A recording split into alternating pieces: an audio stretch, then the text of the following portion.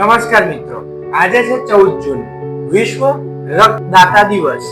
આ દિવસ ઉજવાય છે એવા લોકોનો આભાર માનવા માટે જેમને પોતાનું રક્ત આપીને બીજા કોઈના જીવનમાં નવી આશા ઉમેરેલી છે. આજે નોબેલ પ્રાઇઝ વિજેતા ડોક્ટર કાર્લ લેન્ડિસ્ટર નો જન્મદિવસ છે, જેમણે બ્લડ ગ્રુપની શોધ કરી હતી. તેમની યાદ રૂપે આજનો દિવસ ઉજવવામાં આવે છે. શું તમે જાણો છો, દર 2 સેકન્ડે કોઈ દર્દીને બ્લડની જરૂર પડે છે. એક દાતાએ કરેલા લોહીના યુનિટમાંથી 3 અલગ અલગ ભાગો બને છે: રેડ સેલ્સ, પ્લાઝમા અને પ્લેટલેટ. આના દ્વારા 3 અલગ અલગ દર્દીને બચાવી શકાય છે. રક્તદાનથી કમજોરી આવે છે? સાવ ખોટું.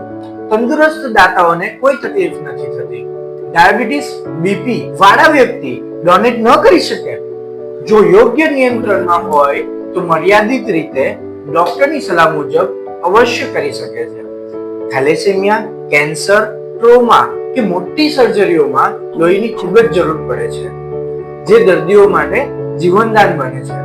દરેક સ્વસ્થ વ્યક્તિ દર 3 મહિને રક્તદાન કરી શકે છે. રક્તદાન પહેલા તમારું હિમોગ્લોબિન લેવલ અને બીપી માપવામાં આવે છે. હું ડોક્ટર રવિ પટેલ નિયમિતપણે રક્તદાન કરું છું અને મારા પરિવાર તથા મિત્રોને રક્તદાન કરવા માટે પ્રેરું છું. આજે જ તમારી નજીકના બ્લડ બેંકનો તથા રક્તદાન કેમ્પનો સંપર્ક કરો અને કોઈનું આખું જીવન બચાવો.